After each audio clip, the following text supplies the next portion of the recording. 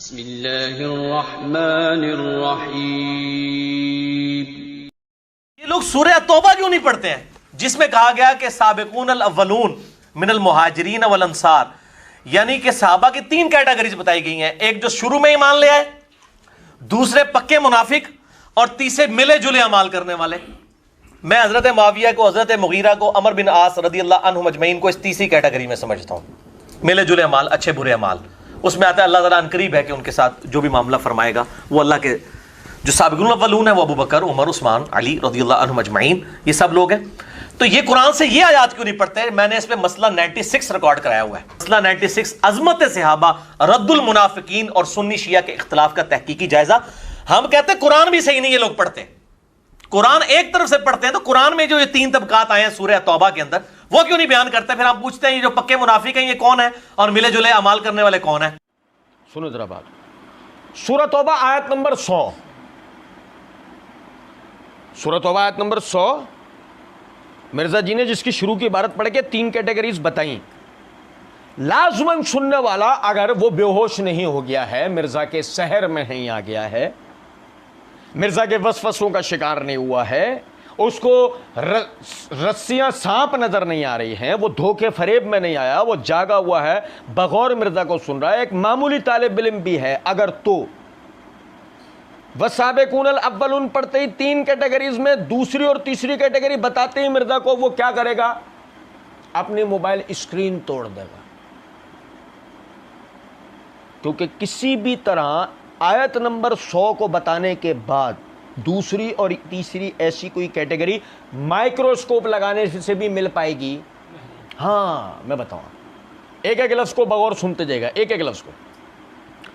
والسابقون الاولون من المہاجرین والانصار والذین اتبعوہم بإحسان، اور جنہوں نے اسلام لانے میں پہل کی، وہ جنہوں نے ہجرت کی، وہ جنہوں نے ان کی مدد کی، وہ جو بعد میں آئے ان کی صحیح طریقے سے پیروی کی، رضی اللہ عنہم، اللہ ان سے راضی ہوگا، ورضوا عنہ، اور وہ یہ سب اس سے راضی ہو گئے، وأعد لهم جنات تجری تحتها الانہار خالدین فیہا ابدا، تیار کر رکھی ہے اللہ نے ان کے لیے، لہم جمع کا صیغہ، ان کے لیے، جناتن، جنتیں، جنات بھی جنت کی جمع، تجری من تحت الانہار جس کے نیچے نہریں بہتے ہیں، خالدین فیہا ابدا، خالدین جمع کا صیغہ، خالدین فیہا ابدا، یہ سارے وہاں ہمیشہ ہمیشہ رہیں گا، ذالک الفوز العظیم، یہ سب سے بڑی کامیابی ہے۔ سورہ توبہ آیت نمبر 100۔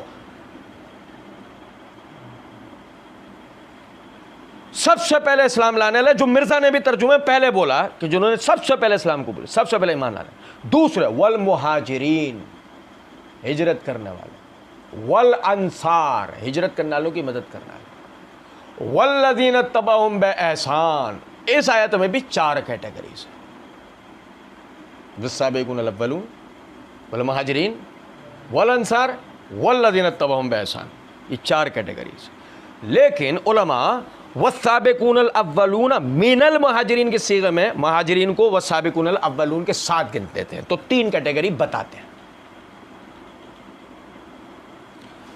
اللہ کی قسم، دنیا کی کوئی لغت بھی، عرب قدیم جدید آج کے ساری لغتیں بھی ملا کے، انگریزی سے اردو سے پنجابی سے فارسی سے، مرزا جی دنیا کی کوئی بھی لغت لائیں، مائکروسکوپ لگا لیں، 1 کروڑ بندے بٹھا لیں، اس آیت میں تین کیٹیگری میں دوسری منافق تیسری ملے جلے والے دکھا سکتے نہیں۔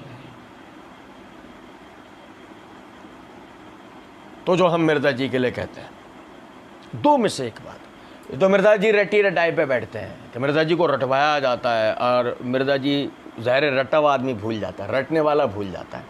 اب آئے ذرا آیت نمبر 101 دکھاتا ہوں میں آپ کو، 101، وَمِمَّنْ حَوْلَكُمْ مِنَ الْأَعْرَابِ مُنَافِقُونَ وَمِنْ أَهْلِ الْمَدِينَةِ مَرَضُوا عَلَى النِّفَاقِ، اور دیہاتیوں میں سے جو تمہارے گرد و نواح میں ہے، جن کو اللہ نے پہلے مخاطب کیا تھا، جن کو اللہ نے پہلے آیت 100 میں مخاطب کر لیا تھا، وَمِمَّنْ حَوْلَكُمْ، وہ جو تمہارے ارد گرد ہیں، من الاعراب دیہاتیوں میں سے، منافقون وہ منافق، وَمِنْ أَهْلِ الْمَدِينَةِ اور جو اہل مدینہ میں سے ہیں، مَرَضُوا عَلَى النِّفَاقِ اڑ رہے ہیں، جامد ہو رہے ہیں نفاق پر، لا تعلموہم تم انہیں نہیں جانتے. 12 صحابہ میں 12 منافق والی حدیث کو ذرا ایک نظر دیکھ لینا کہ اگر وہ معنی جو تم کرتے ہو وہ صحیح ہے تو یہ پھر آیت کہاں لے کے جائیں؟ لا تعلموہم، تم انہیں نحن نعلموہم. وہ تو وقت آئے گا ہم تفصیلاً پڑھیں گے. نحن نعلموہم، ہم انہیں جانتے ہیں.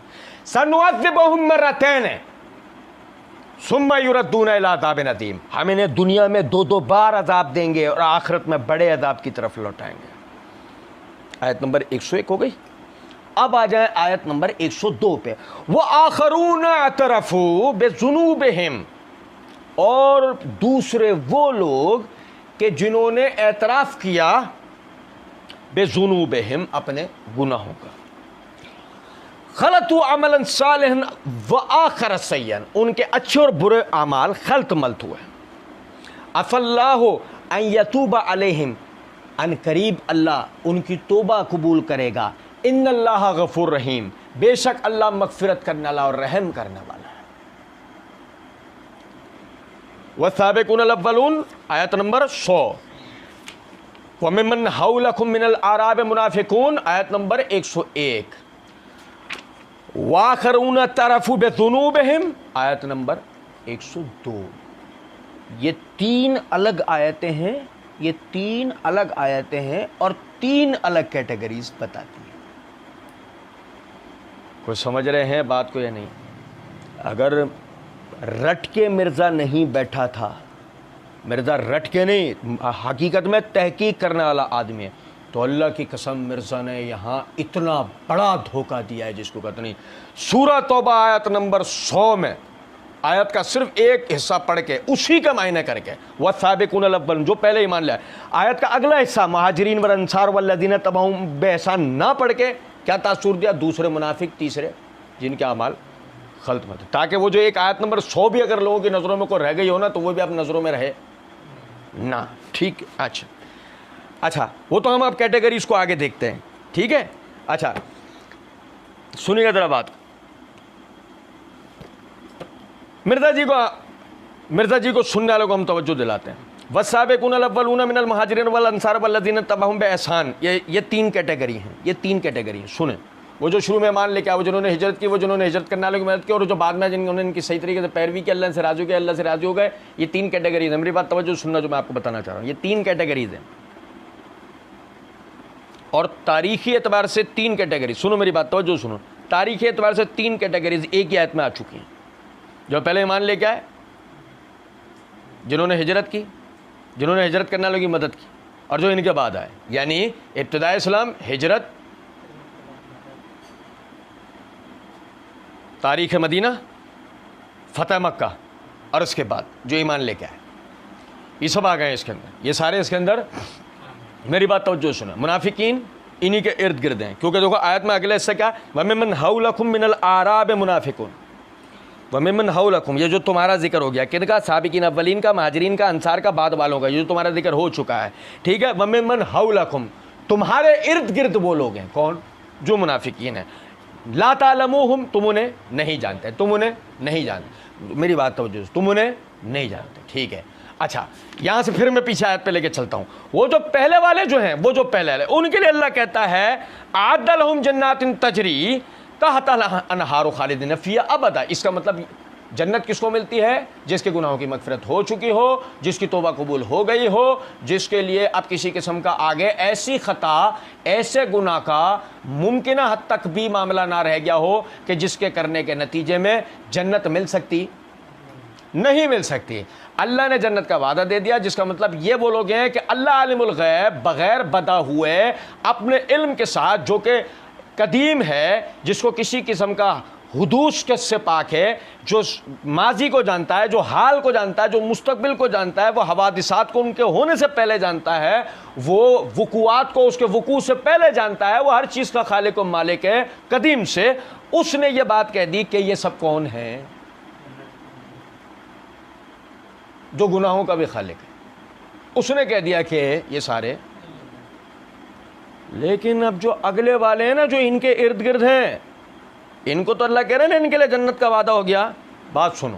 لا تعلموہم، تم ان منافقین کو، جس کی دلیل کیا ہے؟ ایک اور सनवज़िबुहुम मर्रतैन सुम्मा युरद्दून इला अज़ाबिन अज़ीम, हम उन्हें 2 बार अज़ाब देंगे, फिर उसके बाद बड़े अज़ाब की तरफ लौटाएंगे। तमाम मुतक़द्दिमीन मुहद्दिसीन का इत्तिफ़ाक़ है सनवज़िबुहुम मर्रतैन से मुराद अज़ाब क़ब्र है। सहाबा को कैसे पता कि इसको अज़ाब क़ब्र हो रहा है? ला तालमुहुम, तुम उन्हें जानते। सनवज़िबुहुम मर्रतैन सुम्मा युरद्दून इला अज़ाबिन अज़ीम, अज़ाब क़ब्र भी होगा, जहन्नम का अज़ाब भी। सहाबा को बात करो। मिर्ज़ा जी और मिर्ज़ा जी के मुक़ल्लिदीन से हमारा सवाल, पहली वाली आयत में जिनमें 3 कैटेगरीज हैं उनके लिए अल्लाह कह रहा है ये सब कौन है? जन्नती। दूसरी वाली आयत में अल्लाह कह रहा है सनवज़िबुहुम मर्रतैन सुम्मा युरद्दून इला अज़ाबिन अज़ीम, दुनिया में 2 बार अज़ाब देंगे, आखिरत में बड़े अज़ाब की तरफ लेके जाएंगे। सनवज़िबुहुम मर्रतैन में तमाम मुहद्दिसीन मुतक़द्दिमीन मुफस्सिरीन का इत्तिफ़ाक़ मुराद अज़ाब क़ब्र है, और फिर वो बड़े अज़ाब की तरफ लौटाया जाना है। सुनो जरा बात को, इसका मतलब देखो आप हमसे हाथ मिला लो। दूसरी आपने कहा साहबा 3 कैटेगरीज में, पहली वो जो इब्तिदा में ईमान लाया, दूसरा पक्के मुनाफिक, हाथ मिलाओ जो ये पक्के वाले मुनाफिक हैं इनको अज़ाब क़ब्र और जहन्नम में भी अज़ाब होगा ना। सहाबी और कब्र का अज़ाब और जहन्नम का अज़ाब, सहाबी कब्र का अज़ाब जहन्नम का अज़ाब, सहाबी कब्र का अज़ाब जहन्नम का अज़ाब। बताओ बताओ। और अल्लाह हमें तौफीक देगा, माज़ बिन जबल रज़ी अल्लाह अन्हु वाली रिवायत पे भी इंशाअल्लाह पढ़ेंगे। अल्लाह की दी हुई तौफीक से कुछ नहीं छोड़ेंगे, सहाबा के इर्द गिर्द कोई गुबार नहीं छोड़ेंगे अल्लाह ने चाहा। सुने जरा बात, बताओ मिर्ज़ा जी के मुक़ल्लिदीन, सहाबा अज़ाब क़ब्र अज़ाब नार, बताओ मिलेगा? नहीं। तो इसका मतलब दूसरी कैटेगरी सहाबा नहीं है, पक्के मुनाफिक में सहाबा नहीं है, मानो इस बात को। पहली आयत में तो थे ही नहीं, तुम्हारे मिर्ज़ा जी घुसेड़ लाए, अब या तो रटे रटाए पे ले आए या भूले से आ गए। बताना चाह रहे थे आयत 101 में अल्लाह सनवज़िबुहुम मर्रतैन सुम्मा युरद्दून इला अज़ाबिन अज़ीम कह रहा है। हो गया है भाई, ये तो हो नहीं सकते। अब रह गया तीसरा ग्रोह, व आखरून अतरफू बिज़ुनूबिहिम खलतू अमलन सालिहन व आखरत सय्यअन। ये वो हैं कि जिन्होंने अपने गुनाहों का एतराफ़ किया, इनके अच्छे और बुरे आमाल खल्त मल्त हो गए, इनके अच्छे बुरे मिले जुले हो गए, मिले जुले हो गए। कब? पहले से अब। मिर्ज़ा जी पहले से अब, आपको अब रसूलुल्लाह सल्लल्लाहु अलैहि वसल्लम के सामने आप कहेंगे नहीं पहले से, तो अल्लाह कह रहा असल्लाहु अन यतूब अलैहिम, और सही मुस्लिम किताबुल ईमान में हदीस है इस्लाम ले आना पिछले तमाम अमाल का कफ़ारा है। अब क्या बचा? नहीं, इससे मुराद रसूलुल्लाह सल्लल्लाहु अलैहि वसल्लम के बाद वाले हैं, रसूलुल्लाह सल्लल्लाहु अलैहि वसल्लम के बाद वाले हैं। तो फिर ये कब कबूल, ये कब हुआ? असल्लाहु अन यतूब अलैहिम, अनकरीब अल्लाह इनकी तौबा कबूल करेगा, वो कब हुआ? कुरान में तो कहीं नहीं है, हदीस में कहीं नहीं है। भाई देखो, बाद में आप किन्हें गिनाओगे?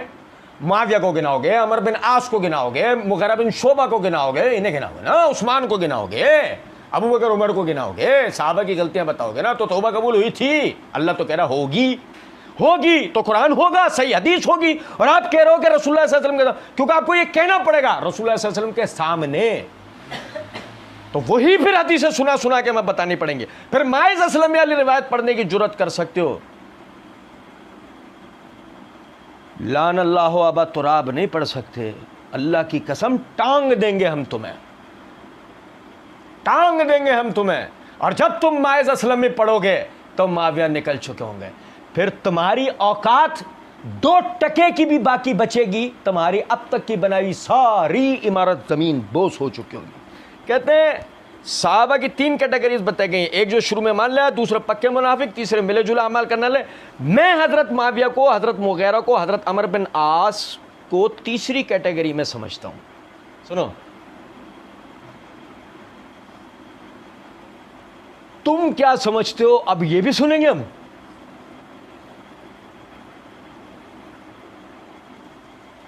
एक तो तुम्हारी औकात, एक तो तुम्हारी औकात है इतनी कि तुम क्या समझते हो हम सुने। क्या हो तुम कि तुम क्या समझते हो हम सुने? ابے یار تم سے بڑی تو ہماری اوقات ہے، اللہ کا بڑا کرم، لیکن ہم کیا سمجھتے ہیں یہ کوئی سننے والا نہیں ہے. ہم کیا سمجھتے ہیں یہ کوئی سننے والا کون ہے ہماری سننے والا؟ مرزا جی تم ہی تو کہتے ہو اہل حدیث عوام کا خاص سے یہ ہے کتاب و سنت کی پیروکار ہے. ابھی ہم تو کتاب و سنت کے پیروکار ہیں، تم ہمیں سناؤ گے کہ تم کیا سمجھتے ہو؟ تمہاری حیثیت کیا ہے کہ تم کیا سمجھتے ہو؟ اور پھر اللہ ہمیں معاف کرے یار، کبھی کبھی اللہ سے بس توبہ ہی کر سکتے ہیں. مرزا جیسے لوگ خبیث لوگ ہیں نا، ایسی جگہ لے جاتے ہیں آدمی کو کہ آدمی جو کہنا نہیں چاہے نا وہ کہنے پر مجبور ہو جائے. میں تمہارے والد کو دوسری کیٹیگری میں سمجھتا ہوں، میں تمہیں دوسری کیٹیگری میں آخری حصے میں سمجھتا ہوں. سنوذبہم مرتین ثم یردون الی عذاب عظیم. اب دو جواب تم میرے سمجھنے کا، پھر اس کے بعد سمجھنا تم اپنے سمجھنے کا.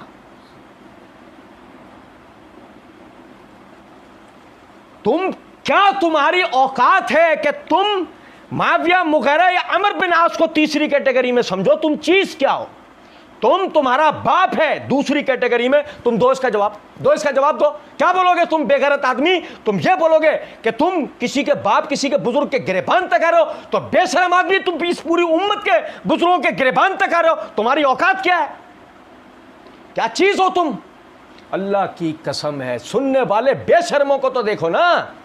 کوئی پوچھے تیرے باپ کے بارے میں کوئی کیٹیگرائز کر دے، تیرے باپ کو کرے، تو سنے گا؟ تو نہیں سنے گا. بے شرم، کیسے بے شرم بے غیرت ہو گئے ہو، اپنے بزرگوں کے بارے میں سن رہے ہو، ڈوب کے نہیں مر رہے. میں سمجھتا ہوں ہمارے سامنے بیٹھے ہوتے نا مرزا جی اتنا بول جاتے تو جو چور کال وہ ہمارا. میں صحیح بتا رہا ہوں، مرزا کو اتنی بولنے کی جرت نہیں ہوتی، اتنا بول جائے ہمارے سامنے کہ میں سمجھ آگے کا جملہ کمپلیٹ کرنا تو بہت دور کی بات ہے. میں سمجھتا ہوں اتنا بھی نہیں بولتا، کیونکہ پتہ ہے میں نے بولا میں سمجھتا ہوں تو پھر انہیں سمجھنا پڑے گا.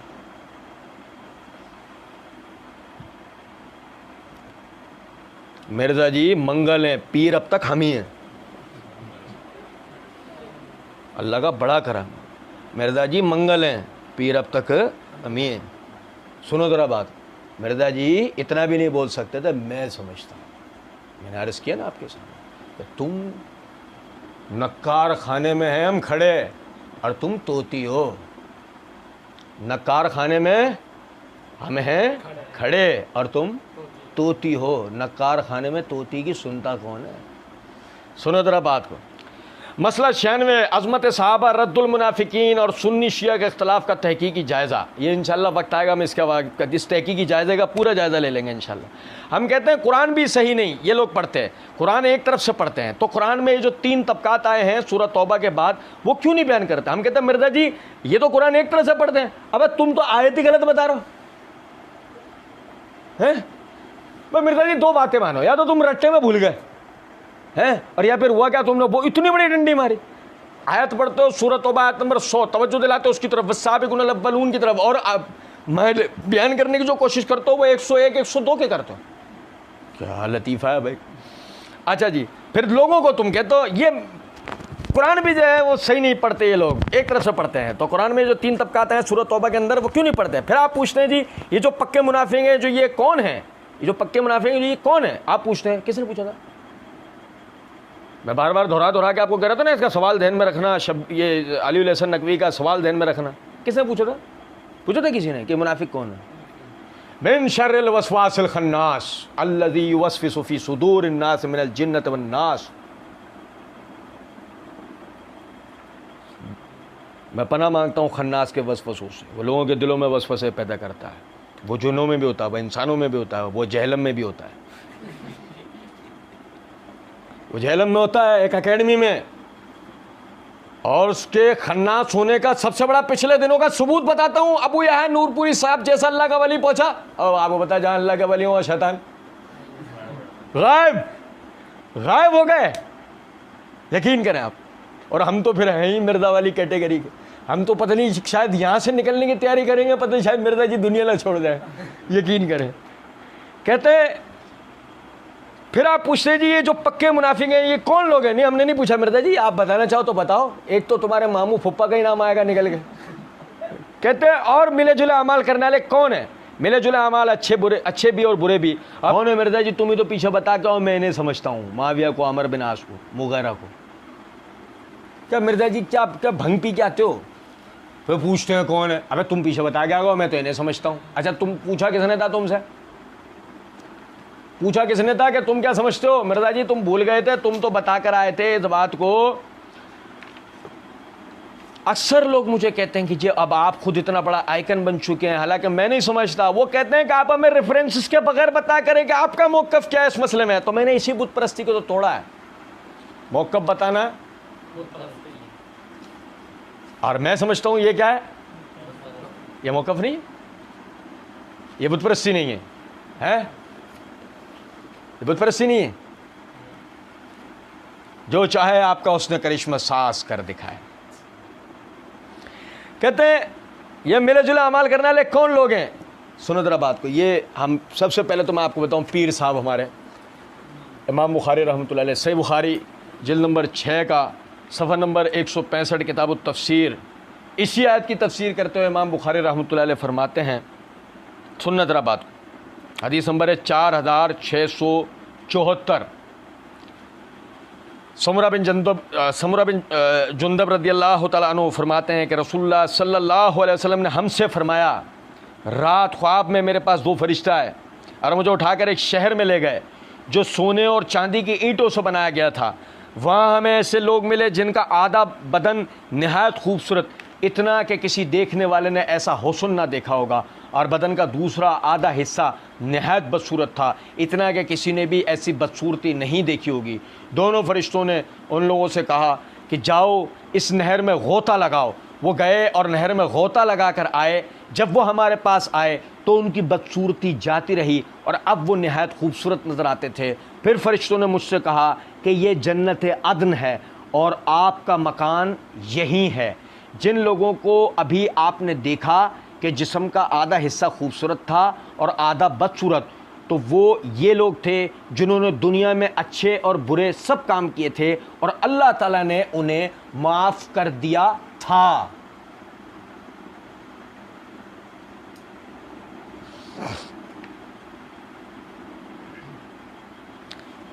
امام بخاری رحمۃ اللہ علیہ نے اس حدیث سے میں کیا سمجھتا ہوں، میں 2 نقطے سمجھائے ہیں.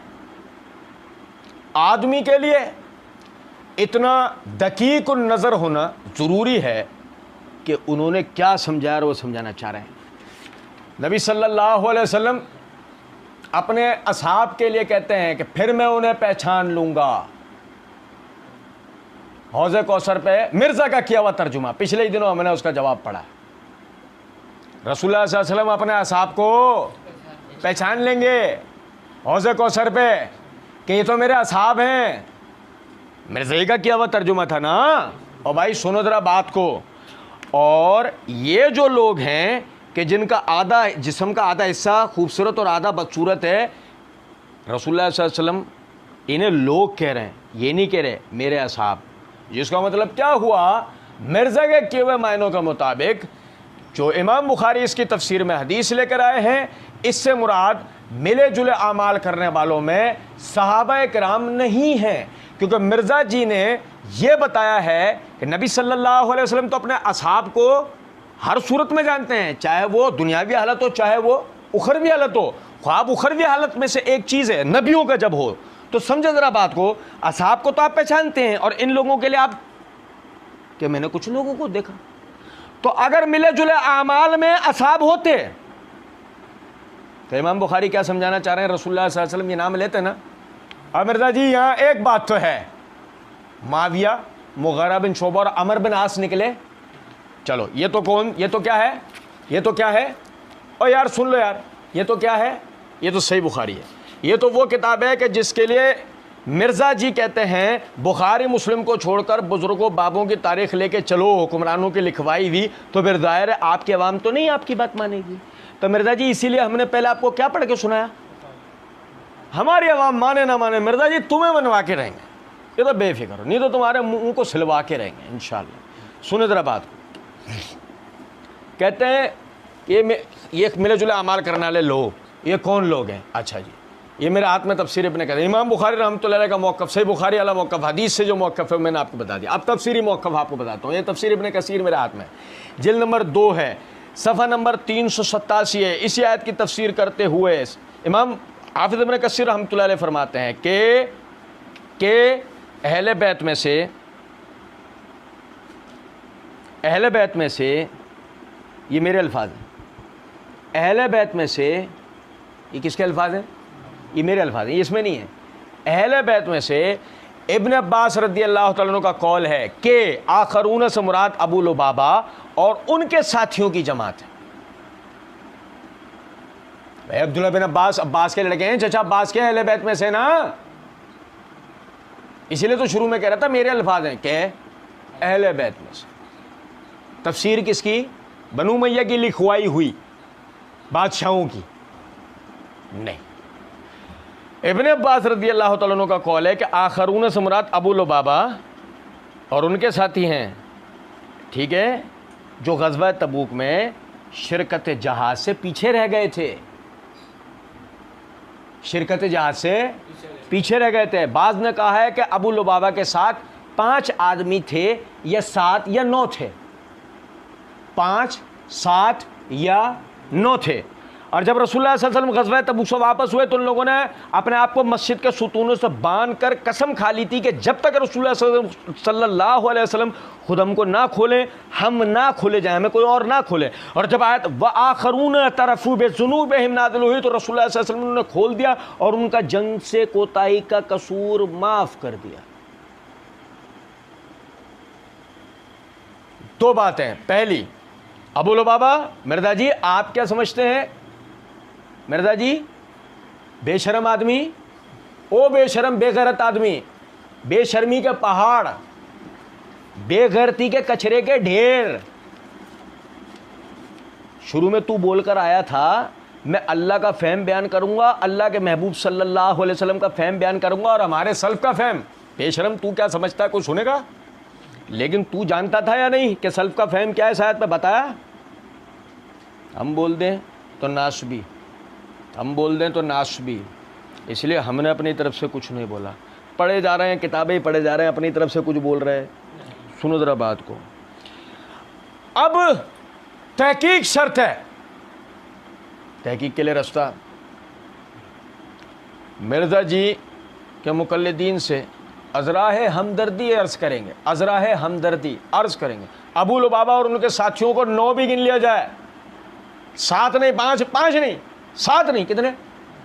زیادہ سے زیادہ صحابہ کی گنتی بھی اس میں گن لی جائے تو کتنی آ رہی ہے؟ 9۔ ابو لبابہ اور ان کے سے 9۔ کون بتا رہے ہیں آیت کی تفسیر کے ان میں یہ کون لوگ ہیں؟ مرزا نے کہا نہیں یہ کون لوگ ہیں بتاؤ، پوچھتے ہیں کہ یہ کون لوگ ہیں بتاؤ، لو ہم بتا رہے ہیں کون لوگ ہیں۔ جنگ تبوک سے پیچھے رہ جانے والے 9 افراد، 2 کی بھی گنتی مان لو تو مرزا جی تحقیق کا نقطہ، جو چور کی سزا وہ ہماری اور آپ کے لیے 10 روپے انعام۔ ان 9 افراد میں معاویہ، مغیرہ بن شعبہ، عمر بن عاص، ابو بکر عمر، عثمان، طلحہ بن عبید اللہ، زبیر بن عوام، سعد بن ابی وقاص، عمار بن یاسر۔ تم جن صحابہ کا نام لے کر بھی وسوسے پیدا کرتے ہو ان میں سے کوئی ایک ان 9 میں دکھا دو، ان میں سے کوئی ایک بھی اور مزے کے اور مزے کر اور کر دیں، تمہارے لیے سین کر دوں، پورا کر دوں، ٹھیک ہے۔ معاویہ والے خاندان میں سے بنو امیہ کا شخص دکھاؤ۔ مرزا جی لے کے کیا شروع ہوئے تھے تم؟ یہ کہاں لکھا ہے کہ صحابہ کے آپس میں اختلاف نہیں ہو سکتا؟ مرزا جی بتا کیا رہے ہو تم؟ لیکن ہم نے تو تمہیں وہاں بھی پکڑ لیا۔ اگر فرض کر لیتے ہیں ملے جلے اعمال والے تو بھی یہ تھے، اور اگر یہ بھی تھے تو یہ بھی تھے، تو حدیث میں ہی الفاظ ہیں کہ نبی صلی اللہ علیہ وسلم نے انہیں کھول دیا اور انہیں بے شرم آدمی تو ہی ڈوب کے مر جا، تو اور تیرے باپ کو کوئی معاف کر دے بس کسی طرح۔ سنو ذرا بات، اور پھر اس کے بعد دیکھیں، یہ میرے ہاتھ میں تفسیر قرطبی ہے، جلد نمبر 4 ہے، صفحہ نمبر 722 ہے۔ امام قرطبی رحمۃ اللہ علیہ اسی آیت کی تفسیر کرتے ہوئے فرماتے ہیں جمہور کا نظریہ یہ ہے کہ یہ آیت غزوہ تبوک سے پیچھے رہنے والوں کے بارے میں نازل ہوئی اور انہوں نے اپنے آپ کو اسی طرح باندھ دیا تھا جیسے حضرت ابو لبابہ رضی اللہ تعالیٰ عنہ نے کہا تھا، اور انہوں نے اللہ تعالیٰ سے عہد کیا کہ وہ اپنے آپ کو نہیں کھولیں گے جب تک رسول اللہ صلی اللہ علیہ وسلم ہی انہیں کھولیں اور آپ ان سے راضی ہوں۔ تو نبی اکرم صلی اللہ علیہ وسلم نے فرمایا میں اللہ تعالیٰ کی قسم کھاتا ہوں میں انہیں نہیں کھولوں گا اور نہ میں انہیں معذور قرار دوں گا، کوئی عذر ان کا قبول کروں گا، یہاں تک کہ انہیں کھولنے کا حکم دیا جائے۔ وما ينطق عن الهوى ان هو الا وحی یوحی، انہیں کھولنے کا حکم دیا جائے۔ انہوں نے مجھ سے اعراض کیا ہے اور مسلمانوں کے ساتھ مل کر جنگ سے پیچھے رہ گئے ہیں، پس اللہ تعالیٰ نے یہ آیت نازل فرمائی۔ پس جب یہ آیت نازل ہوئی تو نبی اکرم صلی اللہ علیہ وسلم ان کی طرف تشریف لے گئے، آپ نے انہیں کھولا، ان کا عذر قبول فرمایا۔ جب وہ کھول دیے گئے تو انہوں نے کہا اے اللہ کے رسول صلی اللہ علیہ وسلم، یہ ہمارے وہ اموال ہیں جنہوں نے ہمیں آپ سے پیچھے رکھا، بس آپ ہماری طرف سے انہیں صدقہ کر دیجئے، ہمیں پاک کر دیجئے، ہمارے لیے مغفرت طلب کیجئے۔ آپ صلی اللہ علیہ وسلم نے فرمایا مجھے حکم نہیں دیا گیا ہے کہ میں تمہارے مالوں میں سے کوئی چیز لوں۔ تب اللہ تعالیٰ نے اگلی آیت نازل فرمائی خذ من اموالہم صدقۃ، یہ حضرت ابن عباس نے کہا، وہ 10 افراد تھے، ان میں سے حضرت ابو لبابہ رضی اللہ عنہ بھی تھے، تو آپ صلی اللہ علیہ وسلم نے ان کے مالوں سے تیسرا حصہ لیا اور یہ ان کا ان گناہوں کا خطاؤں کا کفارہ تھا جس کا انہوں نے ارتکاب کیا۔ بس ان کا جو خراب عمل پیچھے رہنا ہے اس پر اس بارے میں گفتگو کرنے کی اہلیت رکھنے والوں کا اجماع ہے۔ کیا کہہ رہے ہیں آخر میں امام قرطبی؟ ایک ایک لفظ موتی سے پرونے کے لائق ہے، موتیوں سے پرو دینے کے لائق، لیکن آخری تو ایسا ہے کہ اس پہ سونے کے حروف سے لکھا۔ اس پر گفتگو وہ کرے کہ جس کی اہلیت ہے، اور ایسے اہلیت رکھنے والوں کا تو اس شان نزول پر اجماع ہے۔ اور بھائی میرے پیارے، اور آخر میں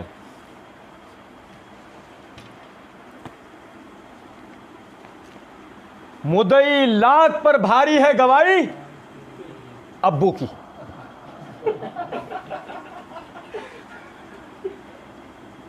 یقین کر،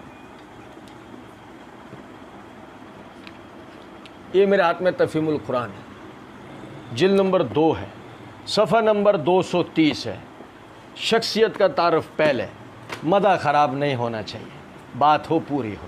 سنیں ذرا بات، مرزا جی نے پارٹ 1 میں کہا انہوں نے مودودی صاحب پہ اعتراض کیا تھا، جی مودودی جو ہے وہ تاریخ لکھتا ہے، بالکل ٹھیک کیا مودودی نے، یہ انداز تھا مرزا، بالکل ٹھیک کیا مودودی نے تاریخ لے۔ جب تم جھوٹی تاریخیں بیان کرتے ہو تو مودودی صاحب کو حق نہیں انہی اہل سنت کی کتابوں میں سے سچی تاریخ بیان کرے جو فٹ ان بیٹھتی ہے احادیث کے اندر؟ تبھی تو میں نے کہا مدعی لاکھ پر بھاری ہے گواہی ابو کی۔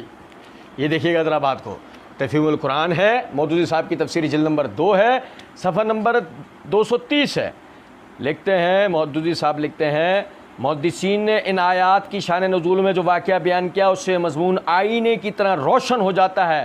وہ کہتے ہیں کہ آیت ابو لبابہ بن عبد المنذر اور ان کے 6 ساتھیوں کے معاملے میں نازل ہوئی تھی۔ ابو لبابہ ان لوگوں میں سے تھے جو بیعت عقبہ کے موقع پر ہجرت سے پہلے اسلام لائے تھے، پھر جنگ بدر، جنگ احد اور دوسرے معرکوں میں برابر شریک رہے، مگر غزوہ تبوک کے موقع پر نفس کی کمزوری نے غلبہ کیا اور یہ کسی عذر شرعی کے بغیر بیٹھے رہ گئے۔ ایسے ہی مخلص ان کے دوسرے ساتھی بھی تھے اور ان سے بھی یہ کمزوری سرزد ہو گئی جب نبی صلی اللہ علیہ وسلم غزوہ تبوک سے واپس تشریف لائے اور ان لوگوں کو معلوم ہوا کہ پیچھے رہ جانے والوں کے متعلق اللہ اور رسول کی کیا رائے ہے، تو انہیں سخت ندامت ہوئی۔ قبل اس کے کوئی باز پرس ہوتی، انہوں نے خود ہی اپنے آپ کو ایک ستون سے باندھ لیا اور کہا کہ ہم پر خواب و خور حرام ہے جب تک ہم معاف نہ کر دیے جائیں یا پھر ہم مر جائیں۔ چنانچہ کئی روز وہ اسی طرح بے آب و دانہ اور بے خواب بندے رہے، حتیٰ کہ بے ہوش ہو کر گر پڑے۔ آخرکار جب انہیں بتایا گیا کہ اللہ اور رسول نے تمہیں معاف کر دیا تو انہوں نے نبی صلی اللہ علیہ وسلم سے عرض کیا کہ ہماری توبہ میں یہ بھی شامل ہے کہ جس گھر کی آسائش نے ہمیں فرض سے غافل کیا اسے اور اپنے تمام مال کو اللہ کی راہ میں دے دیں۔ مگر نبی صلی اللہ علیہ وسلم نے فرمایا سارا مال دینے کی ضرورت نہیں، صرف 1/3 کافی ہے۔ چنانچہ وہ انہوں نے اسی وقت فی سبیل اللہ وقف کر دیا۔ اس قصے پر غور کرنے سے صاف معلوم ہو جاتا ہے کہ اللہ کے ہاں معافی کس قسم کی کمزوریوں کے لیے ہے۔ یہ سب حضرات عادی غیر مخلص نہ تھے، بلکہ ان کا پچھلا کارنامہ زندگی ان کے اخلاص ایمانی پر دلیل تھا۔ ان میں سے کسی نے عذرات نہیں تراشے، بلکہ اپنے قصور کو خود ہی قصور مان لیا۔ انہوں نے اعتراف قصور کے ساتھ اپنے طرز عمل سے ثابت کر دیا کہ وہ واقعی نہایت نادم اور اپنی اس گناہ کی تلافی کے لیے سخت بے چین۔ مودودی صاحب نے بتا دیا یہ ایک قصور ہے۔ ابو لبابہ اور ان کے بقول مودودی صاحب کے 6 ساتھی، یعنی ٹوٹل 7، لیکن ہم تو پھر بھی کتنے کہہ رہے ہیں 9 گن لو، لیکن غلط ملت اعمال میں ان کے دوسرے اعمال گنوا دو، اور ان کی گنتی میں ہمیں معاویہ، عمرو بن عاص، مغیرہ بن شعبہ، میں سمجھتا ہوں، مرزا جی نے کہا تھا نا میں سمجھتا ہوں یہ ہیں، مرزا جی آپ سمجھ کے نہیں، آپ کی سمجھ، ہم سمجھتے ہیں کہ آپ خلائی مخلوق ہیں، تو ہمارے سمجھنے سے کیا ہوگا؟ ہم سمجھتے ہیں کہ آپ خناس ہیں ہمارے سمجھنے سے، لیکن ہمیں یہ یقین ہے کہ آپ فتنہ ہیں، کیونکہ آپ نے کہا کہ مجھے فتنہ بولو، وہ تو ہم آپ کو سمجھتے ہیں، ٹھیک ہے، بولتے نہیں ہیں وہ، ہم آپ پہ القات رکھتے ہیں۔